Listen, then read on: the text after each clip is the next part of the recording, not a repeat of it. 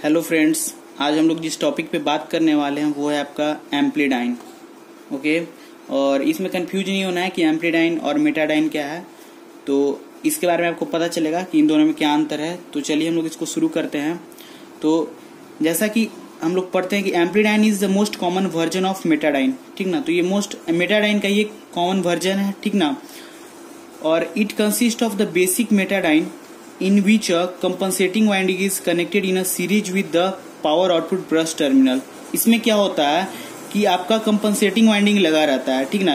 एम्प्लीडाइन में किसका यूज कर रहे हैं हम लोग? कंपनसेटिंग वाइंडिंग का यूज करते हैं। तो यहाँ पे यही इन दोनों में क्या अंतर है?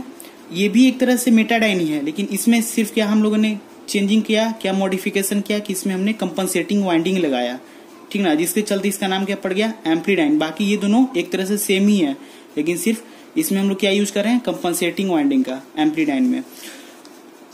अब कंपनसेटिंग वाइंडिंग होता क्या है इसको जानते हैं। तो कंपनसेटिंग वाइंडिंग एक प्रकार की ऐसी वाइंडिंग होती है, ठीक है, जिसको हम लोग लगाते हैं मशीन में। बेसिकली बड़े बड़े मशीनों में यूज की जाती है, जिससे कि आर्मेचर रिएक्शन के इफेक्ट को कम किया जाता है। तो एक बार मैं इसे पढ़ देता हूं कि to nullify the effect of armature reaction, जो भी आर्मेचर रिएक्शन होता है जिससे डिस्टॉर्शन होता है, तो उसको कम करने के लिए हम लोग कंपनसेटिंग वाइंडिंग का यूज करते हैं। अब बोलता है कि amplidyne is a two stage generator rotating amplifier.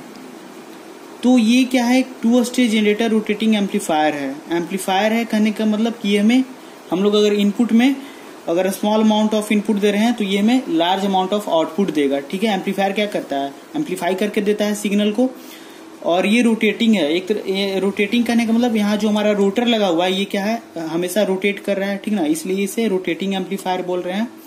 और टू स्टेज कैसे है? ये टू स्टेज जनरेटर कैसे है? तो ये इसके बारे में भी हम लोग जानेंगे। तो अब जैसे देखिए, अब हम लोग जब इसका डायग्राम देखते हैं तो ये हमारा जो है फील्ड वाइंडिंग है, ठीक ना। और इस फील्ड वाइंडिंग को हमने कनेक्ट कर दिया है एक सोर्स से। यहाँ एक सोर्स है जो कि इस फील्ड वाइंडिंग को सप्लाई दे रहा है, और इस फील्ड वाइंडिंग का रेजिस्टेंस है, इंडक्टेंस है, ठीक है। अब ये जो फील्ड वाइंडिंग है आपका, और ये हमारा क्या है? ये हमारा रोटर है, ठीक है। और इस रोटर को क्या किया गया है कि एक मोटर से कनेक्ट कर दिया गया है, ठीक है। ये जो रोटर है इसके शाफ्ट को एक मोटर से कनेक्ट कर दिया गया है, जो कि इससे मूव करा रहा है इस रोटर को। और ये जो वाइंडिंग जो है, जो आपका फ्लक्स प्रोड्यूस कर रहा है, ठीक ना, φ1, तो ये क्या कर रहा है कि उस फ्लक्स को कट करेगा रोटर। हम लोग जानते हैं कि क्या होता है कि मोटर में जब आपका जो रोटर है एक तरह से जब कट करता है तो क्या उसके अंदर ईएमएफ प्रोड्यूस होता है, ठीक ना, उसके वाइंडिंग में। तो उसी तरह से यहाँ पे आपका ईएमएफ, इसके वाइंडिंग में जो आर्मेचर वाइंडिंग है यहाँ पे आपका ईएमएफ प्रोड्यूस होगा और करंट फ्लो करेगा, जो कि आपका करंट क्या है? IQ है। तो इस आर्मेचर वाइंडिंग का इंडक्टेंस दिखाया हुआ है, ये आपका रेजिस्टेंस है। इसके अक्रॉस जो वोल्टेज होगा वो E1 होगा, ठीक है। ये सारे मैं अभी आपको बतला दे रहा हूँ। और ये आपका ब्रश लगा हुआ है, ठीक ना। ये एक ब्रश, ये मतलब यहाँ पे ये पेयर में ये एक पेयर हो गया ब्रश का, ये एक और पेयर हो गया, ठीक ना। तो ये जो ब्रश हैं इनको हम लोग क्या बोलते हैं? क्वाड्रेचर ब्रश बोलते हैं। अब क्वाड्रेचर ब्रश क्यों बोलते हैं? क्योंकि ये जो होते हैं ये परपेंडिकुलर होते हैं, आउटपुट जो ब्रश है उनके परपेंडिकुलर में होते हैं, इसलिए इन्हें क्या बोलेंगे? क्वाड्रेचर ब्रश बोलेंगे। और ये जो ब्रश होते हैं क्वाड्रेचर ब्रश, ये सॉर्टेड होते हैं, ठीक है। तो जब इनमें जब करंट फ्लो करता है तो वो जो करंट है वो भी क्या करता है? अपना फ्लक्स प्रोड्यूस करता है φ2, ठीक ना। तो एक अच्छे अमाउंट में जो कि फ्लक्स प्रोड्यूस होता है, जिसके कारण हाई करंट हमें आउटपुट में मिलता है। तो इसलिए हम लोग एम्प्लीडाइन को हम लोग टू स्टेज जनरेटर क्यों बोल रहे हैं? क्योंकि आप देख सकते हैं कि जब आप लोग जो फील्ड वाइंडिंग में जब हम लोगों ने क्या किया, जब करंट सप्लाई दिया तो इसने फ्लक्स प्रोड्यूस किया आपका, और वो फ्लक्स जो है इस रोटर ने कट किया। तो रोटर जब कट करेगा उस फ्लक्स को, तो इसके जो आर्मेचर वाइंडिंग में आपका करंट क्या है? प्रोड्यूस होगा।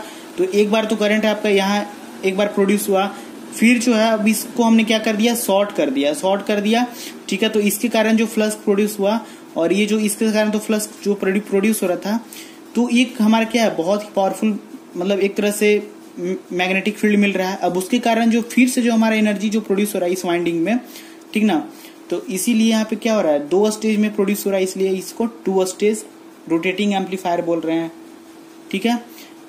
और ये जो हमारा एम्प्लीडाइन है, ये जो है अब यूज में नहीं होता है। ये अब इसका हम लोग यूज नहीं करते हैं, क्योंकि अब जो है मॉडर्न जो भी आपका सेमीकंडक्टर डिवाइस जिसका खोज हो चुका है, जैसे आपका मॉसफेट हो गया, IGBT हो गया, जो कि बहुत ही अच्छे अमाउंट में हाई पावर देता है, तो इसलिए इसका यूज अब नहीं करते एम्प्लीडाइन का। इसका यूज पहले होता था, रॉकेट लॉन्चर में आपका इसका यूज होता था, और फिर एलिवेटर में इसका यूज करते थे हम लोग। फिर एलिवेटर के साथ एंटीना हो गया, आर्टिलरी आपका हो गया, रडार, ये सब में इसका यूज किया जाता था। देखिए जो रिलेशनशिप है, द रिलेशनशिप बिटवीन E1, ठीक है, and IF is given by, जो E1 होगा वो डायरेक्टली प्रोपोर्शनल होगा IF का। IF कहने का मतलब क्या है, जो फील्ड करंट है हमारा, जो हमारा ये जो फील्ड वाइंडिंग था, ठीक ना, ये जो हमारा फील्ड वाइंडिंग था, इसमें जो फील्ड करंट IF फ्लो कर रहा था, इससे क्या होगा, डायरेक्टली प्रोपोर्शनल होगा।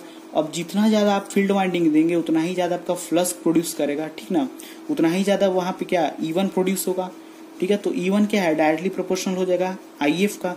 तो जब प्रोपोर्शनलिटी साइन को हटाएंगे तो क्या आएगा, यहाँ पे इक्वल टू का साइन आएगा, तो E1 equal to K1 IF, ठीक है। अब K1 क्या है, K1 एक कांस्टेंट है जो कि एक्सप्रेस्ड किया जाता है in the form of V by volt पर एम्पियर, ठीक है। तो यहाँ पे जो, यहाँ तक तो आपको क्लियर हो गया। अब यहाँ पे ये, अब जो E जो वोल्टेज है जो कि हमें आउटपुट में मिल रहा है, आउटपुट टर्मिनल से, देखिए यहाँ पे हमें आउटपुट में क्या मिल रहा है, हमने मान लिया कि E हमें मिल रहा है, ठीक है। तो E जो होगा वो डायरेक्टली प्रोपोर्शनल होगा किसका, IQ का। IQ क्या था, जो कि आपका आर्मेचर वाइंडिंग में जो करंट फ्लो कर रहा था, IQ, ओके। ये जो आपका IQ जो फ्लो कर रहा था, इसके क्या होगा, डायरेक्टली प्रोपोर्शनल होगा। अब जितना ज्यादा IQ होगा उतना ही ज्यादा आपका ये हमें आउटपुट वोल्टेज मिलेगा, ठीक है। तो हम लिख सकते हैं E जो होगा, E equal to K2 IQ होगा। फिर हम लोग क्या करेंगे, अब जैसे हम लोग क्या करते हैं कि हम लोग ट्रांसफर फंक्शन निकालते हैं इसका लप्लास मेथड का यूज करके। तो अप्लाई KVL हम लोग लगाएंगे फील्ड वाइंडिंग में, तो ये आपका रिलेशन आएगा, इक्वेशन आएगा हमारा EF equal to RF IF plus LF DIF। और फिर जब इसमें हम लोग लप्लास लगाएंगे, तो मतलब लप्लास करने मतलब क्या, फ्रीक्वेंसी डोमेन में जब करेंगे तो EFS हो जाएगा, ठीक है। EFS इक्वल टू ये हो जाएगा RF IFS, ठीक ना। तो आप लोगों ने लप्लास पढ़ा होगा, तो ये आपको समझ में आ रहा होगा ये कैसे हुआ, ठीक है ना। इसके बाद इसमें डीप में नहीं जाएंगे हम लोग, फिर हम लोग इसको I कॉमन ले लिए। उसी तरह से हम लोग KVL लगाएंगे आर्मेचर वाइंडिंग में, ओके। और उसमें भी हम लोग लाप्लास मेथड का यूज करके आपका क्या करेंगे कि इसका वैल्यू फाइंड करेंगे। और उसके बाद हम लोग ब्लॉक डायग्राम बनाएंगे। ब्लॉक डायग्राम आप यहाँ देख सकते हैं, इस तरह से आपका ब्लॉक डायग्राम बनेगा EFS। फिर यहाँ पे देखिए EFS, ठीक है, ये जो है 1 बाई, अगर इसको मैं इधर कर दूं, इसको इधर भेज दूं, तो ये आपका IFS आ जाएगा जो यहाँ मिल गया। मतलब EFS by RF plus SLF जो है इक्वल टू क्या है, IFS है। फिर उसी तरह से इस तरह से रिलेशन आपका बिल्ड करते गया है और इस तरह से आपका ब्लॉक डायग्राम बन जाएगा। फिर उसके बाद हम लोग ट्रांसफर फंक्शन लिख देंगे। हम लोग इनपुट में क्या दे रहे थे, जो आपका फील्ड वाइंडिंग में जो वोल्टेज दे रहे थे EFS, और जो हमें आउटपुट में ES मिल रहा था, ठीक ना। ये सब क्या है, इस डोमेन में हम लोग कर रहे हैं, ठीक ना। और ये आपका क्या है, ट्रांसफर फंक्शन का वैल्यू हमें मिल गया। तो ये तो था हमारा एम्प्लीडाइन। और एम्प्लीडाइन का जो यूज है वो अब नहीं होता है, ठीक ना, एम्प्लीडाइन। लेकिन हम लोग का सिलेबस में था इसलिए पढ़ना था, तो इस पे हमने डिस्कस किया। तो ओके, बाय गाइज।